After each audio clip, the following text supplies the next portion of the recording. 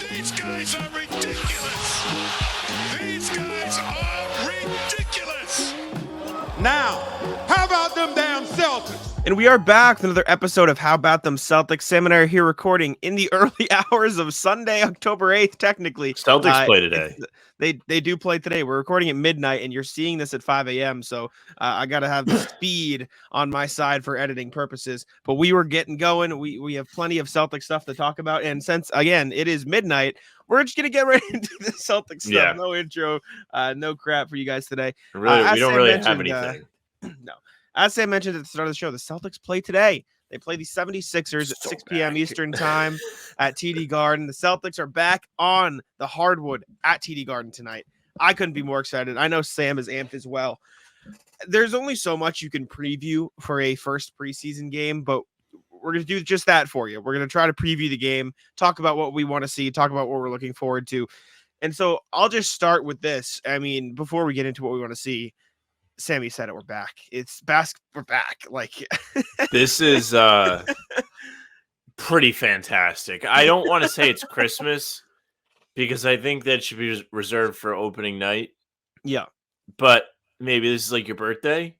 It like only matters to some people. Like not everybody's hyped about preseason, but for me, it rocks. Yes. I mean, we've spent the past 3-4 months talking about the Celtics every single day, and now we get to actually talk about the thing that they do for a living instead of we get to actually talk about the Celtics. I couldn't be more excited. What are you looking forward to the most? We've texted back and forth about this. We've texted with a couple of our podcast friends. Shout out Tyler Herro of No Ceilings. They have big stuff coming up. We'll shut them out just because Tyler's a cool dude. And you mentioned it in over text, saying like there's so many different things that you get to look for this year, in particular for preseason. You don't have to stick to one. It's our show. We can do whatever the hell we want. But like, what are some of the things you're looking forward to the most about the first preseason game in particular against the Sixers tonight, as you guys are listening to this? So for me, I'm really excited about the new stuff. This is the first time in maybe 7 years where we've had a Celtics team that's new to really, really think about, wow, like they're really looking different at the top. Yes, Tatum and Brown are still there, but now you have Porzingis, you have Jrue Holiday. The last time that this really happened, I guess, is Kemba. Kemba. There was a Kemba debut, but even then, that was like kind of a weird letdown season because Kyrie had left and Al Horford had left, and they replaced him with Kemba and Enes Kanter at the time. So that wasn't as exciting. I think the Kyrie debut really was the wow. Okay, what are we going to see here? It was Kyrie and Gordon Hayward too, so it was like it was a big deal. Unfortunately, that lasted all of like 2 minutes. Yeah. But I still remember that. I did a cappella in college my freshman year, and we had rehearsal or whatever. And me and another guy who was in it were Celtics fans, and so we were watching it on our phones, and we're watching. And when it happened, we just both look up in the middle of like singing, just like deadpan face, like oh god, oh no, wait. I was home. Yeah. And at the time we didn't have cable, so I was watching it on the desktop computer illegally. Of course. And my mom was like talking to me, and I contend to this day that my mom is a jinx. And if she's listening to this, she's gonna be very unhappy to hear this. But she kept like she would not like back off. Like she just was asking me questions, and then I'm not looking at the screen, and I hear Hayward has broken his leg. And I was very, very upset. Yeah, that'll do it. I was like, this is your fault. But I couldn't say that because it would have like ruined her week. Yeah, fair enough. But circling back, I hate change. Yeah. And I'm excited about the changes going on with the Celtics. I eat the same breakfast sandwich 6 or 7 times a week. I will go to the same coffee shop. I'm a very ritualistic person, but I'm very excited about having different things to analyze from a show standpoint, from a writing standpoint. I'm excited to see how Holiday and Porzingis look. But on top of that, I'm also very, very excited to see who looks good off the bench. I think that's the very underrated storyline just because everybody is going to be looking forward to the stars. But we have Lamar Stevens, who the two of us are big fans of. Yep. Steve Mikhailu, Jordan Walsh. I'm not going to eat up all of them because you need to talk to. But there's just so much like new stuff to look forward to. That's truthfully what it's all about for me. I'm like, wow, we just have so much to look at now. Yeah, and Joe was talking in practice today, and someone basically asked him, like, or Bobby Krivitsky, friend of the pod, asked him, will Porzingis and Jrue be playing? And he said yes. I don't know how much It would they'll be so play. lame if he was Yeah, like, well, no. I can't imagine they play much. Like, I don't really want them to play much. Like, the last thing that you want is, knock on wood, something like what we were just talking about. I'm not even going to reference it again or say it again, but I do think the best or the most intriguing, best is a word we'll reserve for if it turns out well, but the most intriguing part about the Celtics team is there are still a lot of the same pieces you had last year, like Pritchard, Kornet, Hauser, Tatum, Brown, all these people. But like outside of Tatum and Brown, all of those guys have the potential to be in a different role. Even Derek White and Al Horford, like who the hell's going to start? Like who's starting? Who's coming off the bench? Then we're going to talk about the depth later in the show. Like Pritchard, Kornet, Hauser, like all of them have the chance to play significantly more minutes this year. And then you add in the factor of the Celtics deep bench looks completely different. O'Shea Brissett, Delano Banton, Jordan Walsh, Lamar Stevens, Wenyen Gabriel, like a lot of it is completely different. And we're going to have to see how it all shakes out. But going back to the starting thing, Joe was asked about that at practice again today. And Abby Chin was like, how much should we read into it? And he effectively, I'll paraphrase Joe. He said, please do not read into it. I beg of you. I know you're all going to read into who we start, but please, I don't want you to. I almost considered starting somebody off the deep bench just to like fuck with you guys, but I was talked out of it. And so like, I don't really know what to make of who they start tomorrow, who Joe starts tomorrow. He did emphasize it like, it'll change based on matchups. But if you had to give me a prediction for who starts in the first preseason game against the 76ers tonight, as we're recording this and as it releases, what's your official prediction? I think it's Holiday, Brown, Tatum, Horford, Porzingis. And here's why. First and foremost, it's matchup based.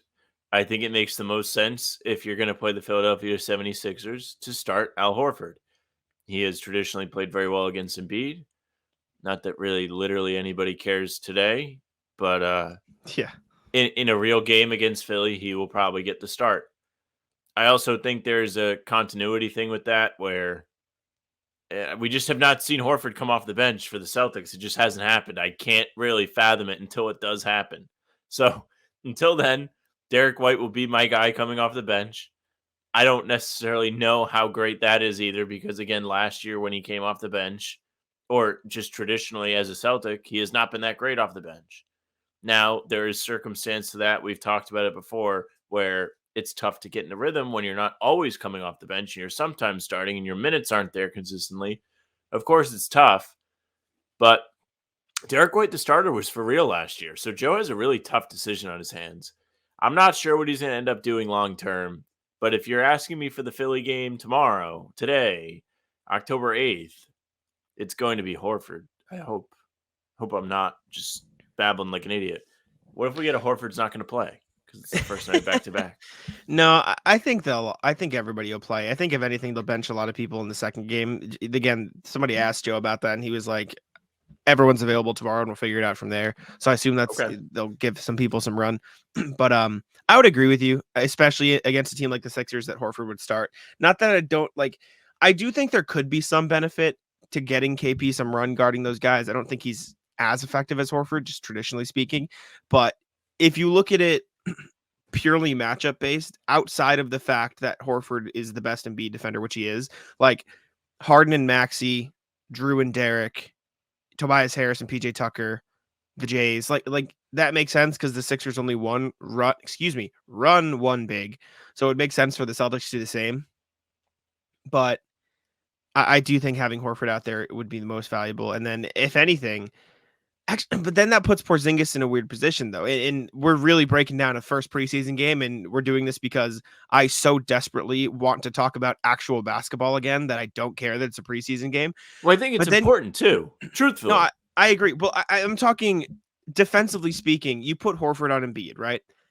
Porzingis as a roamer is good in theory, but I feel like he would be more impactful if he can just be in the paint more. And if he's guarding PJ Tucker and or Tobias Harris, which I assume it would be PJ Tucker, that's fine. And I'm not saying the Celtics have to guard PJ Tucker from 3, but I think Porzingis is most effective when he can constantly be around the rim, and he wouldn't necessarily be able to do that. And Rob is super athletic, so he was able to sort of like go back and forth from the paint super quick. I don't think Porzingis would have the same effect. Now, if you really want to get funky, shout out Taylor Funk, you could say have Porzingis play halfway between PJ Tucker and the basket, defend drives at the rim, and then break out the most lethal Kornet contest you've ever seen on PJ Tucker.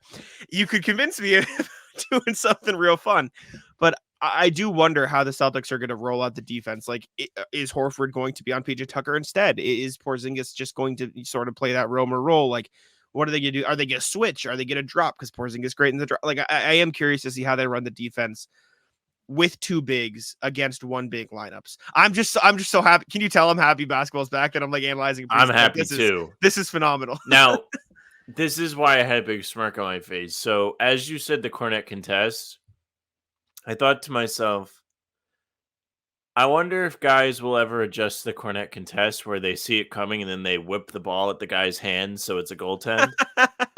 And then I said, wonder if they could like make a rule where if you use your head, it's not a goaltend. So all these guys able to get their head above the rim have like Wembanyama is gonna be nasty. Well, that was my first. That was like what started all of this because I was like, well, what if they traded Porzingis for Wembanyama? Because we've heard that Wembanyama can close out on a 3 and then cut and get to the other block and block a shot on the opposite side of the rim because he's a freak athlete. Like, that's what made me think of it. Then I was like, well, yeah, I guess you could just Kornet contest, but what if guys get keen to Wemby that? has done the Kornet contest. He did it in France. Oh, really? Like, he was breaking it, or maybe Summer League, but he was breaking it out at some point. Like, it was referenced and it was funny. Yeah. Yeah. NBA, maybe allow goaltends with your head. John Morant's going to be lethal at the rim. It's all fun and games until guys really start getting a lot of concussions, and it's like my fault. Like, everybody, the NFL. Like, this will go viral, and people, that actually like sounds like kind of like a fun idea, and then everybody's got CTE. So I'll ask you this now. I'm going to make you pick one person for this, just for the sake of it. Who is the one player you are most excited to see play tomorrow? You can say you want to see a star just because you want to see him in green. You can say a role player just because you want to see what they bring to the table. You can say Jason Tatum if you want to see him make a 3, although don't. That'd be boring. Don't do that. So who are you most looking forward to seeing him making 3s? And this is just preseason game 1, 76ers. So, like, we have plenty of time to dissect. But I want to see Jordan Walsh play against real people. Okay. I think that is the most interesting. It's less exciting because I did see something today come out saying that he was probably going to start the season up in Maine. Did you tweet that? No, I think that was a discussion on where Twitter Bobby said that in a Celtics blog chat. That's Somebody said it it somewhere. I do Bobby. think that it would probably. I do think he'll probably spend a lot of time in Maine, especially with all the wings they brought in. But still, it will be nice. I just like to see players. I mean, he impressed everybody in Summer League. He came out of nowhere where everyone was like, oh my God, this guy's leading the team in scoring. He's efficiently knocking down 3s, which is not something he did in college. He can play defense. His body's NBA ready. What's he going to do in a real game? Is he going to surprise us all again? We didn't expect anything out of him in Summer League. It was a very pleasant surprise. He was on all these top 5 lists for Summer League where it was like the most primed players for breakout seasons or most shocking players of Summer League or biggest winners from Summer League. All of those lists, he was on them. So I want to see him play against real NBA competition. What about you? My gut says Lamar Stevens just because I'm invested because, spoiler alert, I'm writing an article about him. But for the sake of not saying Lamar Stevens again, because I really am excited, I'm going to go with Kristaps Porzingis. And that sounds basic, but like, I feel like with the Jrue Holiday trade, people are just kind of saying, oh yeah, Porzingis is here too. Like it feels almost like Porzingis has already played games for the Celtics, if that makes sense. Like, it feels like people have just accepted that he's part of the team because Jrue Holiday is the newest shiny object. Like, if the Jrue Holiday trade never happened, everyone would be obsessed with Porzingis. But now that Jrue Holiday's in town, Porzingis is just like, oh yeah, Porzingis is here. That's cool. And I thought this even after the trade happened. Like, people weren't fully appreciating this. Like, no, they weren't. Porzingis is 7'3", averaged 24, 8, and 3.5 last season, and shot 38% from 3. He is going to completely change the way the Celtics play on offense and defense for the better. Like you traded your two worst shooters into two guys who shot near 40% from three. Like, and you can make all the jokes of Mazzulla ball. He's going to be so happy now. Just how not only, and to mention the fact that Porzingis and Jrue Holiday are both great defenders too. How ridiculously open the floor is going to be. Like, this might be the best lineup in terms of offensive floor spacing in the NBA. I truly cannot think of one better, where 1 through 5 can all shoot. You cannot leave these guys open. And even if you say, okay, Jaylen Brown's not the best shooter, like, if you don't close out on Jaylen Brown, he will either shoot or drive on you because you're too deep into the paint, then he'll draw a foul. Like, you can't leave any of these guys. There is no PJ Tucker. There is no Robert Williams. There is no Marcus Smart, where you are just like, well, if they beat us, we'll live. You don't live with Jrue Holiday beating you. You don't live with Kristaps Porzingis beating you. Even Al Horford. And if Al Horford and Derek White are the guys you quote unquote live with beating you, that's pretty damn good for the Celtics. Yeah. So I'm so hyped for KP because I really don't think people fully comprehend just how dynamic he's going to make the Celtics offense. And I think you're going to see it day one, game one, preseason against the Sixers. And I'm hyped. So I actually think the Jrue Holiday thing is positive. The overshadowing of Porzingis, and here's why. Yes. Because I don't think the you need to live up to a certain standard so we don't all hate you for being traded for Marcus Smart thing is going to be in play as much for Porzingis, because he is just that now, like a supplementary move, even though he was made first to Jrue Holiday, who was a huge get for the Celtics. Like, that whole overhanging doom and gloom of they got rid of Marcus Smart, they screwed him over, whatever you felt about it. It's kind of how I felt. I felt like they screwed him. Is kind of gone. Like, I don't think that's something people are talking about now. I think it's kind of something that we all seemingly have closure on, because it doesn't feel like the team is missing that anymore. I don't know. They replaced him. Is that unfair for me to say? They replaced him on the court. Like, in terms of a basketball player, I'm not saying leader, I'm not saying presence in the city. In terms of what they bring on the court, like, they upgraded realistically. For 1-to-1, that's an upgrade. I'm sorry. It just is. So. I'm just curious about, like, because I was thinking about it with Brogdon. He was screwed as soon as they made that trade with Smart in it, because he was always going to be linked to it. Why are you still here? Why were you the one that survived? Right? Yeah. Like, the whole fan base was infatuated with Smart, including not myself. to mention that it came out that when Joe Mazzulla said Derek White was going to start, Brogdon was mad again. Really? Yeah, I saw that somewhere. When did that come out? Today? I saw it a while ago, like after the Jrue trade, like when Brogdon left. I saw someone's. I can't remember where I saw it, but I saw that, like, yeah, he wasn't too happy that they just named Derek White the starter. He assumed they'd be competing for the spot, which is like, why? He showed 6 minutes of the year. Yeah. Anyways, I'm hyped for Sixers preseason game 1. It's gonna be electric. New FanDuel customers can bet $5 and get $200 in bonus bets, guaranteed. Plus, all customers who bet $5 will get $100 off NFL Sunday Ticket from YouTube at YouTube TV. But let's talk about the Celtics depth, because this was a big topic at practice today for the Celtics, Saturday's practice. I wrote about it for Celtics blog. The Celtics are very confident in their depth. Joe Mazzulla said, we have 8-9 starters, which I appreciate the support of your team, Joe. No, you don't. But in particular, as I mentioned at the top of the show, Pritchard, Hauser, Kornet are all like going to take big steps up take a big step up in their role. Hauser spoke after practice today, said there are a few new faces in the second unit, but Peyton, Luke, and I, who have played together the last couple of years, have great chemistry. Said he got some experience last year, played in a ton of games, has things he needs to work on, excited for Sunday, blah, blah, blah. Also said about Pritchard, this is Hauser, I think Peyton's had a great camp. He's been really, really aggressive. He worked really hard this summer. I think he's out for blood this year, so I'm excited to see what he brings. And then Joe Mazzulla talked extensively about Luke Kornet. He was asked about the backup center minutes, and he said, it starts with Luke. I thought Luke really did a great job last year, and I think he's an underrated player. And I don't think people realize how effective he is. He's a guy who's always in the right spot defensively. He's a guy who makes the right play on the offensive end, and he makes the right screen read almost every single time, which creates 2-on-1s for us. He can guard our defensive system very well and communicate it. We're going to heavily rely on Luke because that's what he's done last year, and just kind of how he carries himself.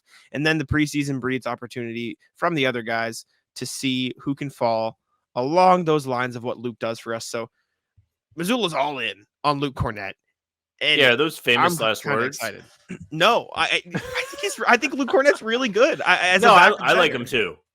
This is a pro Luke Kornet podcast. I think Luke Kornet was very good last year when he was asked to do anything for the most part. Yeah. I don't think in the playoffs he was very good, in fairness to the people that don't like him.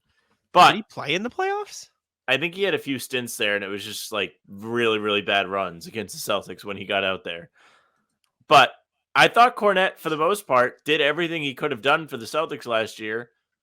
He was a decent finisher around the rim. He gave us all the Luke Kornet contest. Scal loved that more than anybody. And he just was solid. There weren't a lot of times you could be like, he was just terrible. Luke Kornet cost him the game. No, as a third string backup big, he was absolutely fine. And if that's what they're asking him to do again, then he should be fine.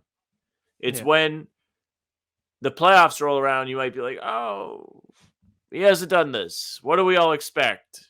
You know, but as far as going into the preseason, I'm excited to see him too, to see if he's gotten any better, because Mazzulla talked about him extensively. And then we had somebody notify us, I forget who it was, that Zach Lowe said the Celtics have listened to this podcast. Scary amount of faith in Luke Kornet. Or he said this is going to sound funny. They have a lot of faith in Luke Kornet. Yeah, Zach Lowe's just like, these guys love Luke Kornet.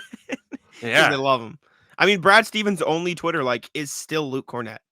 I'm surprised he hasn't liked some Jrue Holiday stuff. Maybe he has. I haven't looked in a minute. Maybe he is a burner every time. Maybe he's one of those like Jrue Holiday burner accounts. Like Holiday Muse is actually Brad Stevens. Yeah, his only is still Luke Kornet to this day. Which is was probably an accident. I love it. Well, he's left it up intentionally, and he's addressed it, I think. Something along. Whatever. Regardless, Luke Kornet, they're confident in him. It sounds like Pritchard is pissed and ready to take it out on the court, which is great. That's the perfect mindset. Sounds like he's been spending the whole summer looking for more opportunities, and he'll have them this year. He damn well might be their 8th best player. Like, he is really good, or he has an opportunity to be really good for this team. And Sam Hauser too. Like, he's going to get the first crack at those backup wing minutes. And if he shoots lights out and he's solid on defense, like, there's no reason that he should lose him. Like, he's a real good player. I'm very, very, very excited for those three. Who's next up in the depth after those guys, you think, to get the, not necessarily who you think should be, but who do you think gets next crack at, like, okay, getting real minutes here? Well, that's why they're playing tomorrow, isn't it? True. Well, let me ask you this then. In the context of tomorrow in the Celtics depth, who are the first guys off the bench? Like, who is the first sub getting to the table first? Outside of the obvious, like, whoever doesn't start of Derek White, because they'll always be first. Who is the next, like, X amount of guys? Out of those three guys, or no? Anybody. It can be anybody. Who do you think gets next crack after Horford or White, whoever's coming in? I think it'll be Pritchard. Yeah. I think they're going to really want to get Pritchard in there. I've heard all these great things about Pritchard. You kind of just talked about how he has a big chip on his shoulder coming into this season after wanting a trade 4 months ago, and then now talking about an extension with the Celtics after they've gutted their guard rotation and just completely redone it. Yeah, there's opportunity there for him, so he's ready to take it. Pritchard is somebody that has capitalized every time they give him a chance. That was his big thing as a rookie. We all got on the Pritchard train real early. Last year, he barely played. When he did, he had a triple-double in like the last game of the year. In his second season, he was getting real minutes in the playoffs. He played well against the Nets in the game 2 comeback. Excellent. Miami in one of the conference finals game, 18 points. He's been there. Yeah. I'm sorry. I'm sitting here grinning like an idiot. I'm just thinking like that we get to watch basketball tonight. Like, that's all that constantly in my head. I'm just like, we get to watch the Celtics play tonight. And that's fucking awesome. So I can't wait. I'm so pumped for basketball to be back. But yeah, Celtics are very confident in those guys. Speaking of Joe Mazzulla, he said the word flexibility about 10 times today at practice. And we don't have to go too in depth about this because we kind of danced around the subject anyways. But basically when he was talking about who's going to start, he's like, doesn't matter. Like this lineup is so flexible and we can do a lot of different things and throw out a lot of different combinations that teams will just have to adapt because we can adapt first, right? Like we can throw out Derek White for small ball. We can throw out Horford for bigger lineups. Like he said, flexibility will be the name of the game. For them this season. He said, I can't stress enough the idea of flexibility with our team. We have a lot of options and we're going to take advantage of those as much as we can. There's a lot of freedom and a lot of opportunity when you have the flexibility that we do. And credit to our guys. They have the open-mindedness to do whatever it takes to win. And I think that last part is the most important, but also like he's right. Like the Celtics lineups could do anything. Like that you can throw out so many different combinations, especially with how much talent. Like you talked about the Jason Tatum and the boys lineups last year, the Jaylen Brown and the boys lineups last year, whatever. You're not going to have that in the boys this year because you got 4 all-star caliber players and 2 of the best role players in the NBA. If 2 of those guys aren't on the floor at the same time, it's because guys are out. 2 of those guys will almost always be on the floor together, meaning you will almost always have Tatum and Derek White, Jaylen and Jrue Holiday, Horford and Jrue Holiday, Kristaps and Tatum, Brown and Kristaps. Like you're always going to have 2 high level players, starting caliber players on the court at all times. Not a lot of teams can say that. And I do think that flexibility is going to be super important throughout the regular season, especially as they look to put themselves in a good position in the playoffs in terms of health. Yeah, I think you're going to see a lot of mix and match. In my head, I just had one of those graphics of the build your team for $15 pop up. And we did this summer. Yeah, we did like the draft of like before drafting the Celtics squad, and now it would be so different. I was thinking about that. I was like, damn, like Celtics kind of sucked like before they made the holiday trade. Like now they don't suck. Like, you want to do it? You want to do it again, quick? You want to no more bullshit until rapid fire. Summer. We could rapid fire just 5 apiece, but no, we don't have to. No more drafts. I do think that Holiday just adds so much. I feel so much better about this team after that move, and just the fact that they can trot 2 stars out there at all times is so comforting. You don't have to worry about either one of Tatum or Brown having to carry a load where you just don't want them to have to do that. Yeah. Especially like Jaylen Brown was not good at it last year. The numbers say he was bad. Even like aside from the conference finals, like net negative, I believe, without Tatum, like not very good. Something like and that. Tatum was overwhelmingly the driving force behind me and the boys' success. I think a lot of that goes back to just their ability as a playmaker and their ability to run the offense, which I mean, we talked about a lot over the summer because there wasn't much to talk about. But if Jaylen Brown can improve it, just even finding simple passes and making those reads, I think it completely changes what it looks like. But you won't really have to do that, which is also good because you have Jrue Holiday, you have Derek White, and you can make it so one of those guys is always on the floor with them, or Payton Pritchard even. Like Payton Pritchard's a fine ball handler too. Like you should always have a point guard on the floor with Jaylen Brown this year, which is good. Which is a very good thing. I mean, you should have had that last year too, so it's not as different, but we'll see what happens there. Speaking of Jaylen Brown, he was talking after practice today about how the Celtics have developed chemistry with some of the new guys on the team. He was talking about KP and Jrue. He goes, I want to know where KP wants to get the ball. I want to know, what after actions he likes. I want to know where Jrue, what spots he feels comfortable, and then build that chemistry between each other. He did talk about as well, competing against Jrue in practice. He said it was strong as shit, which is something we heard Jrue say about Jaylen. Yeah, people didn't. One person wasn't very happy with that title, but you guys liked it for the most part. The video we put out. He said the guys are learning to play off each other. Talked about practice battles and playoff battles with Jrue. He talked about the defense in particular. Defense, KP blocking shots, Tatum's length, him blowing up screens with his strength. Said they're just getting comfortable and having other guys to take pressure off Tatum and Brown in terms of ball handling duties and running the offense will be a good thing as well. What do you think the biggest, and this is like a tough question to answer because it's just a matter of watching it unfold. What do you think the biggest things are in regard to like building chemistry with the 2 new guys, like the Jays in particular? Like what do you think the most important things are in terms of them all meshing? Because like it feels like we're just kind of assuming it'll all work because the pieces on paper fit well together and their play styles fit well together. But like in order to see that come to fruition in person, what are some of the things you think you'll be looking for? Well, obviously just you actually have to play. That's step one. True. Yeah. Sure. I think honestly, if you want to really get good at that, you probably take one of those guys each and play a lot of 2-on-2. Might be a dumb thing Yeah. to say, or a dumb like I play pickup basketball every once in a while thing to say, but I think it makes sense. I think you're in a spot where you have no other choice but to learn how that guy ticks, what his best strengths are. Not to say that they don't already know that for a large majority of the game, right? Because you're watching film on these guys all the time. Just go back and watch Kristaps light them up after Brogdon was like, we want the 1 seed. And then Porzingis just beat the Celtics by 20 by himself, couldn't miss. So I think you're going to see a lot of Porzingis running the ball at the free throw line, that area, high post. He can definitely operate from there. We've seen it. Jrue Holiday, I got less information off the top of my head for you on him. It's going to be nice to see him get a chance to be off the ball a bit more. I know that's something people have explained that he excels at. He can catch and shoot. A lot of pressure off of him. In Milwaukee, he had to adjust and become a primary ball handler. Not to say that he can't do that with the Celtics or shouldn't do that with the Celtics, because they're certainly going to ask that of him. But it doesn't have to be that. The Celtics are so versatile that, what do you think? 3 or 4 guys can do it depending on who's on the floor? That's pretty impressive. Yeah.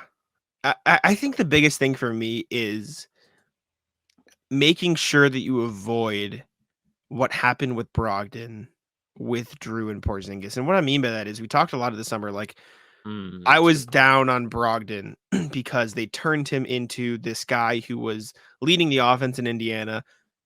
We can quibble at how effective it was because they didn't make the playoffs or whatever. They were okay, but he averaged 7 assists. He was this playmaker. He was a good scorer, all this stuff, to effectively a spot up shooter who occasionally drove to the rim. Didn't really have a huge playmaking role. I don't want Jrue Holiday to turn into just a 3-point shooter who occasionally drives the ball. Like, he should be fully a star, like a third star, getting the treatment, like doing more than what Kemba did. But like Kemba, that second year when he was sort of the tertiary guy, like that's what you want to see with Jrue Holiday, him getting almost an equal amount of looks, or obviously less than Jay's, but still getting his plays.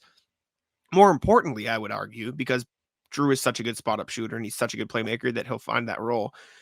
I don't want the Celtics to abandon what makes Porzingis good, because I think that is what a big issue was in Dallas, is they said, okay, Porzingis, you're great, but Luka runs the show here, so you just have to play off him. You have to take your spot up threes. You just do this. Let Porzingis run in the post. Let him do all the stuff that he had success with in Washington. Like, you cannot make Porzingis into a better defender version of Davis Bertans. Like that's effectively what Dallas did. Like, they were just like, go shoot threes, buddy. Like, you can't do that if you're Boston. You can't do that with Jrue. You can't do that with Porzingis. You can't do that with Derek White. Derek White just had a fucking great postseason. And I think he'll be more fine with it and more acceptable sort of dialing back into that, spot up 3 role, driving to the hoop sometimes, but his opportunities are going to get cut. Like we mentioned on a recent show, like, you're going to have to see these guys take those sacrifices and make those sacrifices that the big 3 in 2008 did. Like Ray Allen, Jrue Holiday, Kevin Garnett, Kristaps Porzingis, except there's 2 stars instead of just Pierce. Like, they're going to have to take step backs and rolls. Not only Jrue and Porzingis, Tatum and Brown are not going to take as many shots this year, and they need to be okay with that in order for this team to be at their best. And I'm really curious to see how that all unfolds throughout the year. And I think that'll be important. If you didn't yoink it at the end, that was going to be my big close. It's going to be like, well, top thing, Tatum Brown need to do less. Yes. And that's the most exciting thing, because quite frankly, I'm kind of sick of them. I'd like to see, and I'm sick of their shit, and I'd like to see them not shoot ever. So let me see a Jrue Holiday, Kristaps Porzingis run Celtics team, and I bet it's better, because you just have the looming threat of Tatum and Brown, even though you don't need to break glass in case of emergency just yet. Let me ask you this. If you take Tatum and Brown off the Celtics, do they still make the playoffs in the East? Yeah, probably. But they're like 6, 7, 8. That's crazy, though. That is nuts. But I mean, let's not try it. No. Maybe not. But maybe like 2K do that, but not real life. I simmed 2K the other day, and the Celtics missed the playoffs in the second year. So let's hope it goes a little better. It's always Uh, weird, isn't it? The funny Celtics thing and is the when you were Bucks like, missed the playoffs in year 2. Crazy. 2K, What were you saying? you can't play it because Cleveland's always the best team ever, and so is Atlanta. But In Philly. when you were like, what can they do to build chemistry? I was really trying to think of some nonsense answer for you, and I truly couldn't think of anything great. Do you have anything? You have any good nonsense To answers build of chemistry, good like team, like maybe trust falls? Yeah, trust balls would like be a good you know one. how the Auerbach Center has the like overhangs where you guys can all hang out, like Yeah. trust fall on the edge. They should do they should play paintball, except they should put Joe Mazzulla on one team and the entire roster on the other team and just see if Joe Mazzulla can beat them all in paintball. Joe Mazzulla is paintball Rambo. He's psychotic. They just That is they do excellent. right? That's a good one. You should ask him about that. You should be like, listen, who would win in paintball? You know what I need to ask him? or the entire rest of the team? Is there anybody on this roster that you think you couldn't beat in a UFC fight? Yeah, that is a good question. Be like, listen, like Joe, you know, in the NBA, like power can be a struggle sometimes between star players and coaches, especially because like star players make so much money and coaches oftentimes do not. If it came down to it, you could probably beat the fuck out of everybody, right? Just see what he says. He'd probably be like, yeah, he probably could. That's amazing. And he just puts James Johnson on his staff just to have like another like black belt martial arts fighter on his staff just to be like the reinforcer. Oh man. We'll see. We'll see what happens. All right, let's check in If with our he continues emails. to be friendly, Joe, you have to ask him. Like maybe they win by 50 one day. And Maybe. you're like, listen, Maybe we ask him like, about the could you OC. beat the shit out of all your players? I don't know how well he'd respond to that, but let's check in with our emails. Again, if you'd like to contact us, hbtcpod@gmail.com. Our first email. Sam, I'll let you guess. Who do we think the first email is from? You have a 50-50. What order are you doing these in? I go from Oldest? oldest. Yeah. RJ. Ding, ding, ding. Hello, RJ. Thank you, sir, for tuning into the pod. Hey, Sam, having grown up in the state and went to college at Purdue, don't be surprised that no one on Stranger Things had bird jerseys. Thinking like, who's your Stranger Things follow-up? This proves you really listen to the show, so we really appreciate you because this is a niche thing. Hoosiers are pretty ferocious, pertaining to parish, characterized by unsophisticated focus for local concerns. Parochial. Okay. Especially about their part of the state. Since Stranger Things is set a little south of Indianapolis, you should see IU gear and maybe some Pacers ABA leftovers in the show, but very little bird merch. That would be down in the southeast corner of the state around French Lick. Hope that helps. RJ Johnson. That makes sense. So that's a good answer. That's really very niche answer that explains it very well. Thank you, RJ. Legend. That was a grasping at straws rat list. Make no mistake, Stranger Things responsible for my favorite period in my life, maybe, where I was just watching it every day. I was like, this is the best thing ever. There was no, the Celtics just made the finals. I was like, okay, like, yeah, they'll be back. I did something similar during COVID. I spent like a week straight watching Riverdale. Just a week, like day and night, always on. You know what I did? I had Riverdale. It's pretty good. I had that on my iPad, and I had my career in MLB The Show, like hitting dingers, like hours. I don't know how you hours because you do this all the time. You watch things while you do other stuff. Like you never act like you specifically do not commit to watching something, just watching it. I have in the past, like Outer Banks. You ever seen Outer Banks? I've seen the first episode of Outer Banks. I watched the entire first season overnight during COVID, straight. 10 hours or whatever it was. So I can occasionally, but no, I usually have YouTube up on one screen. Well, it depends on the video. Like I'll watch YouTube videos I have to pay attention to versus other Celtics. Sorry, this is Ratless. Let us know what your craziest binge stories are in the emails or the comments.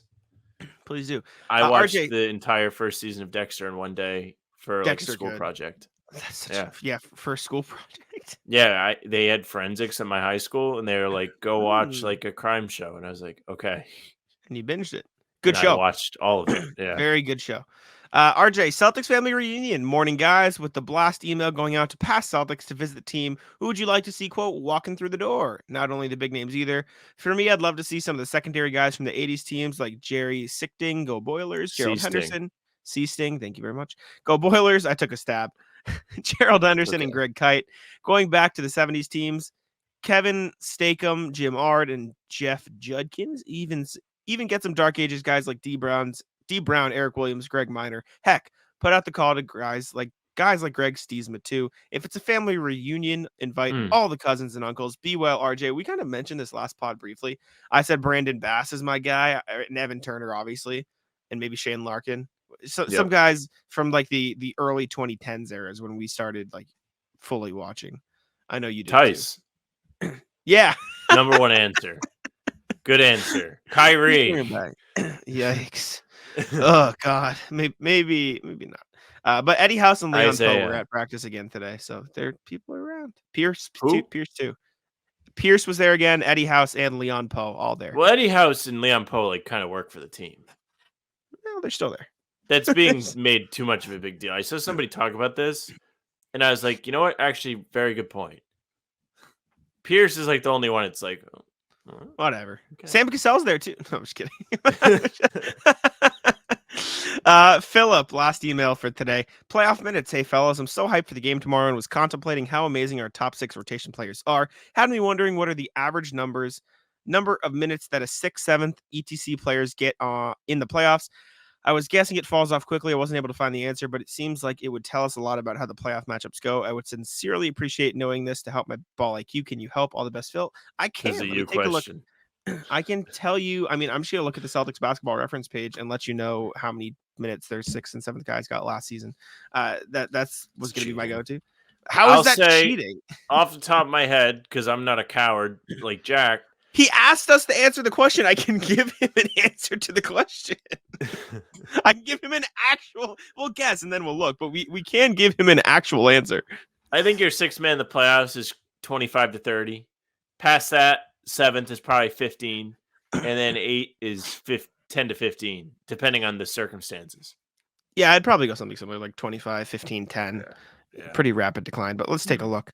Playoffs 1 through 6. Malcolm Brogdon was 6 at 25. Rob was 7 at 21. Grant was 8 at 17.7. So pretty much exactly what we said. I mean, it definitely depends on team though. Like I'll go to Kings just because they're another like new playoff team with like similar depth that you can think of. Their 6th man 26, 7th man 20, 8th man 17. And then their 9th man also played 15, but he only played in 4 games. So like it depends on matchup in that sense. I mean, you look at Denver who won the title. Obviously their 6th man, Bruce Brown, 26.5. Then Jeff Green at 7, 17. Then Christian Brown at 8, 13. So it's probably around the 25 to 30, like we said. Yeah, like you said. I didn't even need to look it up. When somebody asks, I'm going to give them an actual answer. I'm not going to just imagine they say, oh, what number do you think this player wore in the 70s? We're just like, 50. I think 50. Yeah, we'll move on now. And like, we don't have Google. Yeah, like, it's kind of fun. You give a guess, then you're like, was I right? And then you look it up and tell them. You were inferring that I shouldn't look it up, though. You were inferring that we just give a shit answer and let them live with it. All right. Thank you to the emails, though. We appreciate y'all. Let us know if you have any questions and make sure to tune in. But they asked us because we know ball. Yes, we try. We try. Speaking of knowing ball, let's look around the NBA and get to know ball outside of Celtics Nation. Tyler Herro is where we're starting today, Sam. He wants to become untouchable. Obviously, he's been just absolutely peppered with questions about being thrown in trade rumors and stuff. And he was talking, I'll just read the blurb here from a Bleacher Report aggregation article. Speaking to Anthony Chang of the Miami Herald, Herro suggested that he wants to have such a strong season this year that the Heat will view his name as a non-starter in trades.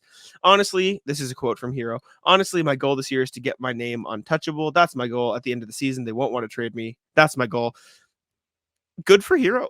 Like I'd be sick of the shit too, honestly. Like he's always just throwing around his name. And we keep saying it. Herro's a good player. Like he's good. And I think he'll be good for the Heat this year. I don't know how great this Heat team will be. I probably have him around 4, 5, 6 in the East, depending on how well Herro does. Just every year, But they just don't go away. But that said, they'll probably be in the second round or conference finals. Yeah. Again. But yeah. So maybe he should suck.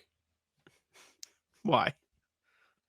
I mean, if he sucks, nobody traded for Lowry.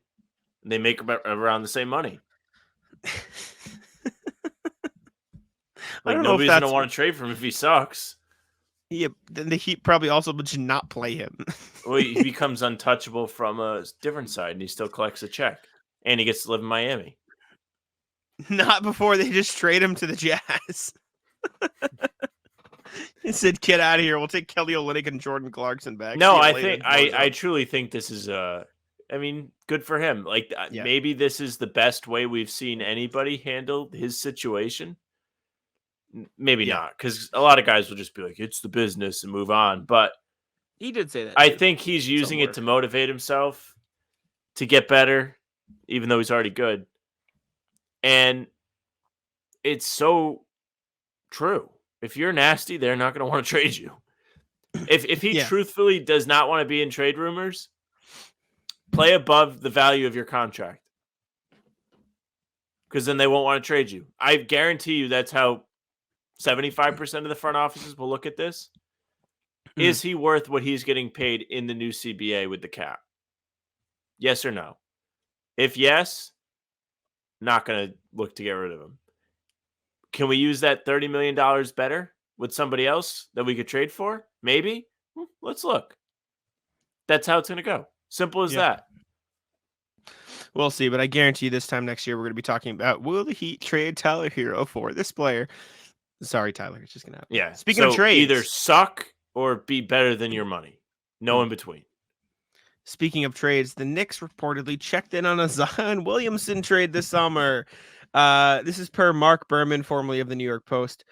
He said New Orleans is still not sold on Zion Williamson. Obviously, there's a risk there. All eyes are on him this season. I was told the Knicks had checked in over the offseason about Zion. That could be a possibility. For what? Like Julius Randle? We talked about that. The Knicks, I do that in a heartbeat. If you're the Pelicans, do you do it? No. Like, let me ask you this. The Skechers thing is pretty damning. Like, if you're that is tough. Let me ask you this: if they come with an offer, we'll give you Julius Randle, Emmanuel quickly, and 2 first-round picks, 3 first-round picks for Zion Williamson, and you're the Pelicans. Seriously, I'm not like put your half joking hatred for Julius Randle, whatever you have it aside. Like, I truly don't think he's good, but go on. He's an all-star, regardless. He's a fine player if you put him in the right situation. That's not the part of this.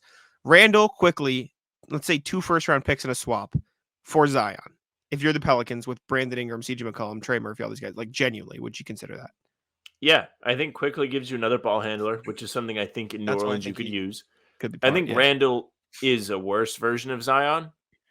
But he's a healthy version of Zion. Well, they maybe balance out, but also Randall is a bull in a china shop in a very terrible way. I do wonder how much better.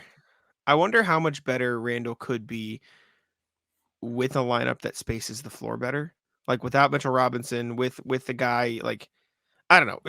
We're not talking about that nuance, but the Zion trade part, the Knicks make sense. I would do it, but if you're the Knicks, like, and the Knicks have picks to just throw away. Like they have other teams' picks where, like, I don't know. If you're the Knicks, what do? Do you trade other teams' picks? Or you trade your own picks? What would you rather have? I almost half feel like I'd rather have my own picks. I don't know what picks the Knicks have, in fairness. They have a lot of picks. But in case of emergency, if like you have a shit season, at least you get something for it. Yeah. Especially with Zion, somebody that may not play. The Knicks have oh God. Also, I don't even know what this pick is. If Zion's in New York, I think he's going to be a bit more motivated to be in shape. Sure. Yeah. They have just the Mavericks pick. His history. They have Mavs pick protected top 10. Wizards pick protected top 12. Tough.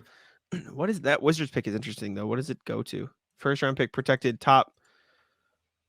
Protected top 14 in 2023, 12 in 2024. 10 in 2025, 8 in 2026, or after that it turns into 2 seconds. So they got a minute to wait on that pick. Do they have any good like future picks though? They have a Bucks pick next year. They have a Bucks pick in 2025, protected top 4. Not great, but it's a first. They have, yeah, that's about it. And they have like some other heavily protected first and all their own. I don't know. Zion to New York is always going to be a rumor, but it's interesting because I wonder what the offer was this summer if they did check in, but we'll see. Looking out west, the LA Clippers, and the 76ers still don't know what's happening in terms of James Harden. However, the 76ers, according to Shams, reportedly want Terance Mann in a deal. Sources tell me the Clippers have been offering one unprotected first-round pick and a pick swap for Harden. The Sixers have been valuing Terance Mann as well as multiple first-round picks. Shams said league sources say Harden is also taking part in camp. This is because he remains hopeful that a trade to the Clippers is still in the works and believes for now it would be wise not to be a distraction. And the Clippers are going to great lengths to make it happen, according to sources.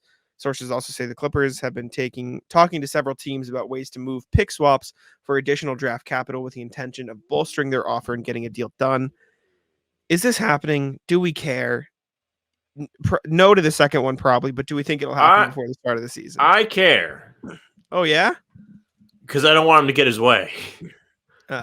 This is another spite. And also, Clippers just kind of cementing themselves on the rat list by conforming to James let me ask Harden's you this. Shenanigans. Would you rather James Harden get traded for what will probably be Marcus Morris, Robert Covington, Terance Mann, and the Sixers get worse for the Celtics' sake, or keep Harden, not get his way for spite? Well, I think if he doesn't get his way, he's not going to try, and they're still going to be kind of bad. And that would probably be more entertaining. I would rather him not get his way. I truly just don't think in this situation he should be rewarded for what he's done. Because not only did he opt into the final year of his contract just to request a trade, but he did so with a trade kicker. So if he gets traded, he gets even more money. For being a pain in the ass, he gets more money. There's not a chance. The NBA needs to restructure trade kickers, whereas if you request a trade and get traded, then you shouldn't get your trade kicker, which I think is a thing. They make them waive it. But yeah, he should not get a trade kicker if he gets traded. What if Harden's just like, I'm not waiving it? What if Harden's just like, I'm not waiving it? I'm not waiving it. Fuck you, pay Then you're just not playing. Childish Gambino, fuck you, pay me. Yeah. Get ready to just not play then. This whole thing's funny. Don't let him get his way. He does not deserve to get his way. This is terrible. I don't care anymore. I just think it's funny because it's the Sixers especially. So good luck. Good luck, Bozos. Sticking with the Clippers, according to Paul George, he and the Clippers have talked about an extension. He said, I'm back home with a great organization, an organization that believes in winning and does everything it can to win. Why not retire here? It would be a dream. Hopefully I can ride it out. Hopefully compete for multiple championships while I'm a Clipper. To be able to say I played home and did something great at home, that's first on my agenda, said of trade extension talks, quote, it's active. Duh. Like, right? That obviously they're going to extend him, right? I mean, they have no choice. Yeah. They have no draft picks. They're trying to get James Harden, who also may just like never play for them if he's there, along with Paul George and Kawhi. I will say this, even though I'm out on the Clippers right now, I think they're due to actually be like a force. They did make the Western Conference Finals that one year. This is them in Phoenix in 21, but this is the Heat are going to be bad again every year. The Clippers, they're probably going to be pretty good again this year. I didn't say they're probably going to be good. I said we're kind of due for it. Like if they have not met expectations every single year. Yeah. When those two guys went to the Clippers in 2020 or 2019 rather, they had one free agency. Maybe not, because the Nets got Kyrie and KD and DeAndre Jordan. No, I'd still say the Clippers won. I'd still think this is better. But sure, yeah. And they were supposed to be a force in the West. Steve Ballmer was pumped, famously. I love Steve Ballmer. Ballmer's hilarious. And they never made the finals. Still have not made a finals. They choked in the bubble. They lost to the Suns in 21. And last year, 22. Who'd they lose to? Did they make the playoffs in 2022? They were so irrelevant in 22, I don't even remember. I think they lost to Dallas. They did. Right? They did. You're right. Good call. Yeah.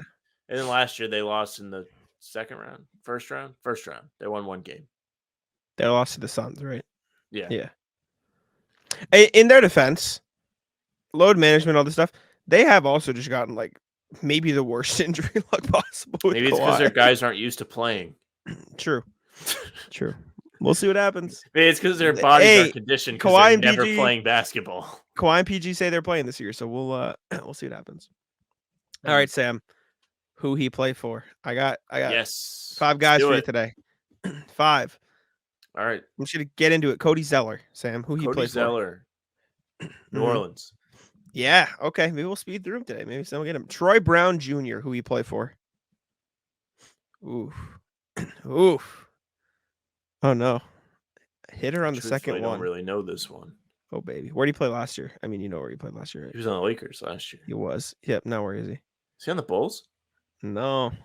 I don't know. He started his career on the Bulls. Maybe on the Wizards. He has played for the Bulls. He plays for the Timberwolves now. He's on the Wolves. I would have never guessed that. I thought it was another like bigger market team. No. Trendon Watford, my offseason crush. Where is Brooklyn. he? He is in Brooklyn. AJ Green. Dude, that's not even a real guy. It is a real guy. This is why I put it on here because I knew you probably wouldn't know who it is. The AJ football Green. player? No, he's an NBA player. Well, it's both, but well, yeah, but I'm talking about plays for Bucks. You can't just put on the fucking two-way guys. That's not fair. He's not. He was on the roster last year, and they signed him to a contract again. He was on the Bucks roster last year. Yes. Has he played for any other team? No. Exactly. Shake Milton. Oh, he has a new team. I don't remember which team it is. He does. Oh, where did he end up? Mm-hmm. He does. I know this because I stumbled upon it. I think I was messing around on 2K. I was like, oh, I didn't know he was on this team now, but I don't remember what team it was. Fun fact about Shake Milton: Google says he has a 7-foot wingspan. That's crazy. Where is he? Wingspan? Where does he play though? It says he's 6'6", and he ain't 6'6". Sorry, Google. Where does he play? This hurts, dude. I feel like I should know this. I'm really upset. What do we got? Sorry. Start singing the Jeopardy scene. I'm gonna guess Orlando. I put this on here because he also plays for the Timberwolves. I okay. put 2 T-Wolves on here. Sam, I have a bonus for you. All right. Celtics legend Noah Vonleh. Who he play for? Fuck if I know. Is he in the league? No. No. Name one international team that I would think is funny. That you would think is funny? Anybody would think it's funny. Does he play on the Shanghai Sharks? He does play on the Shanghai Sharks. I almost guessed Wong Dong Tigers. But I'm glad I did. Because I actually think they have the funnier name. But they do. Excuse me. And it's because Shaq said it the way he did. No, yeah, he plays for the Shanghai Sharks with Yogi Ferrell. Shout out Yogi Ferrell. But there you go. All right, Sam. Rat list, and then we'll wrap it up here. Would you like to kick it off, sir? Yeah, I'll kick it off. All right. Rat list. The drive-through worker at Starbucks this week. So, oh no. I go to Starbucks. I order my coffee. I'm like, can I have it this way with 2 stevias? Now I get to the window. As they fucking show me the little, hey, do you want to tip me fucking machine? She says, do you want us to put the stevias in? No. I just fucking told you I wanted them for my health. I actually keep the packets in my car. Yeah, do you actually want me to brew the coffee too? And you just give me the cup and I just kind of put it together? Yeah, wow. I want you to put the fucking stevias in because that's your job. Wow. That's special. That's special. Would you ever ask for your stevias on the side? If I did, I would specifically say on the side, not the opposite. Yeah. For what reason would you can you give me a reason why you may want your packets of sweetener not in the fucking drink? No. You just doing lines of stevia? Only if you like have a big group order and you're just like, can I just get a bunch of stevia to bring if people want it? Like, but I guess. like if you're ordering for your office and you're like, let me just get some stevia so I have people like, some. There's no good reason though. You just put in the coffee. Like if I say it, I want it, and especially if you're like, can I get this coffee with 3 stevia? That implies put it in the coffee. Put it in the damn coffee. Agree. Put it in. Agree. I'll also rat list a coffee worker, Duncan. I'll rat list the Duncan worker today. Go to get my coffee before going into practice. I get him like, hey, I get this, blah, blah, blah. I get to the window, give her my card. She swipes it once. Nothing. She's sitting there like, well, it's not working. All right. So I feel like an idiot, right? I'm holding up the line. Card's You're not like, working. "Fuck, I'm like, dude, I'm poor. that's what I'm saying. And I'm like, I can give you another card if you want. It's not working. They're like, yeah, sure. It's whatever. Other one works fine. I get home. My card is fine. I have money on my card. So she was just messing it up, but just made me feel broke in the process. So rat list for making me feel like I had no money. She probably thought I was that should be they should owe you money. That's a fine. That's a fine. Yeah, that's a rat behavior.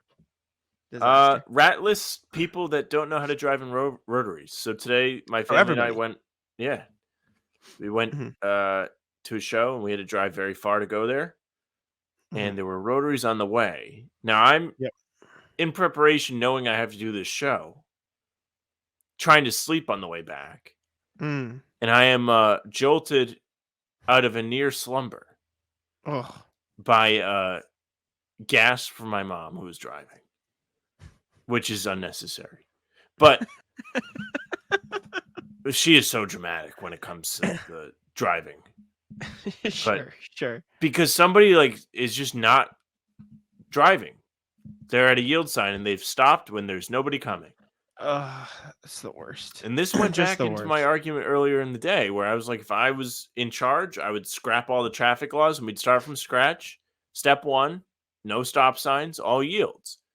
Exhibit A, people stop at yield signs. People don't stop at stop signs. No respect for the stop sign. You roll through it. It's an understanding. Sure. Other traffic amendment, a speed range, not a speed limit. Yeah. But the range is strictly enforced. The limit, we all have like a unwritten rule, like, okay, 10 to 15 over, you're good. Yeah. Range, no. Very strict, but it's like 10 to 15 mile an hour range. So what's your range? That way it's understood. On the highway, like 65 Everywhere. speed limit. What? Everywhere. No, but like, no, I'm asking you, like for a standard highway, 65 mile per hour limit, if you had to set the range, what would you set the range at? I would go 60 to 80. Okay. 55 to 80. 55 to 80. Okay. Yeah, I'll back it. Yeah. 55 is slow for a highway still. Yeah, but if you're in the very far lane, you're getting ready to get off. Okay. Or you're driving a big truck. Yeah. Okay. That's good. I like that. Yeah. It's a good rule. That is a good rule. Any suggestions? No, truck shouldn't be on the highway. You should make it 60 to 80, but trucks get their own roads. Well, that's a lot of money. It's an investment. Not your money. You have to make. Well, if I'm the government, it's my money. Technically, it's all of our money. If they're making abolish you taxes, abolish trucks. No abolish trucks. Trucks not allowed. Yeah, out on trucks. Trucks need to go. Okay. Tanks instead. Tanks instead. Yeah, that's my favorite thing lately. Whenever I'm in this, my sister and I were driving home the other day. I had to pick her up in Boston. Ratless my sister for making me pick her up in Boston. By the way, that was tragic. Took an hour and a half to get home, which is normally get ready 40 to take the drive. T, buddy. Go get yourself a Charlie card. It's terrible.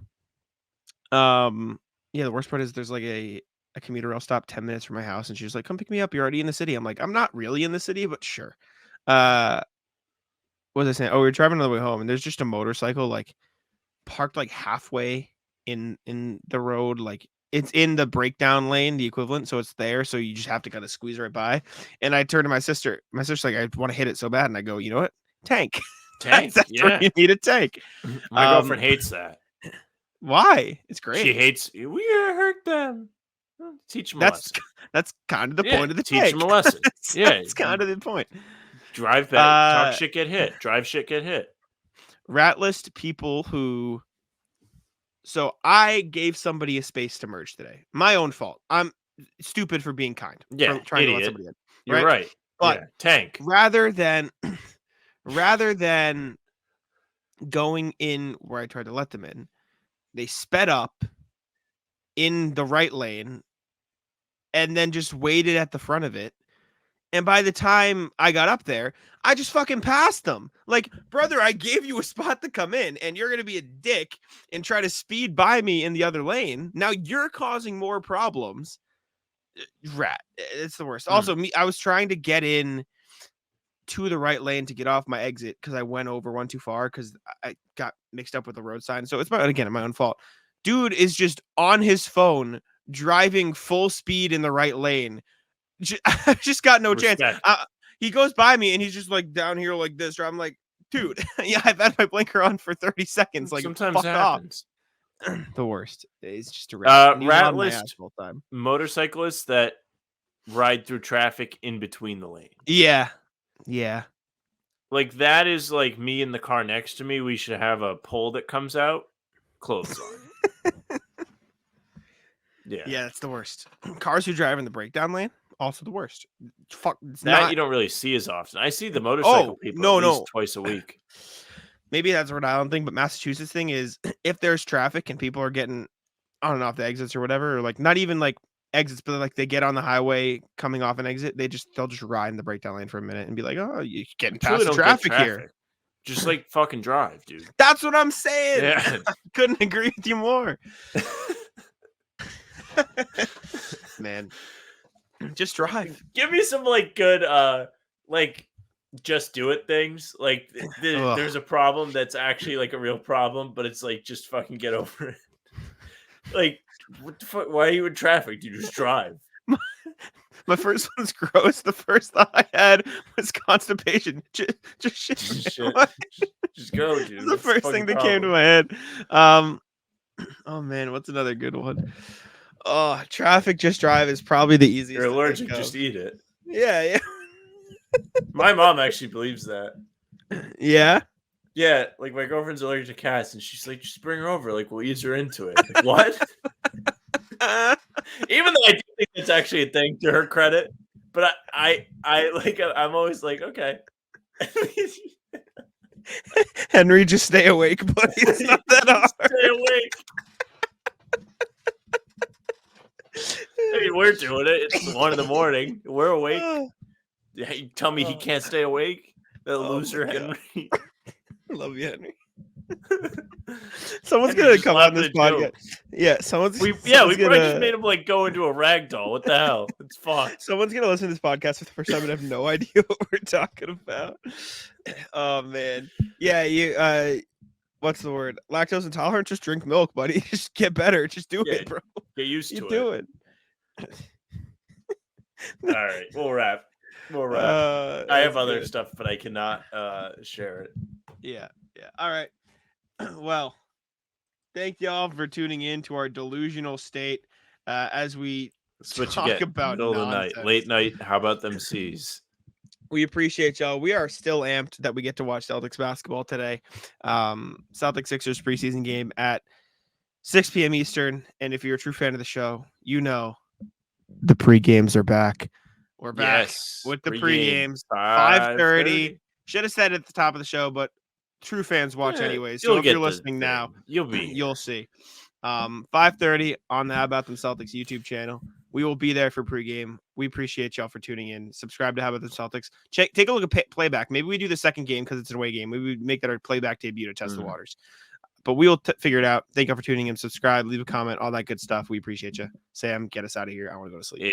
Hey, thank you very much for listening and watching. If you're watching, you're on the YouTube, make sure you subscribe, hit the notification bell, and make sure you don't miss any of our daily uploads. Sometimes we do too. Hit you with a surprise yesterday. How about that? Or not, whatever, Friday. You can find us on Spotify and Apple too. Follow us there. Leave a nice 5-star review saying something nice about the fellas. You can find us on socials at How About Them C's. That's Twitter, Instagram, and TikTok. Facebook, just the name of the podcast. The pregame stream will be there, as well as our Twitters, which is Jax at JaxMoneNBA. You can find mine at Sam LaFrance NBA. That's it for us. Bye. Tic-tac-toe.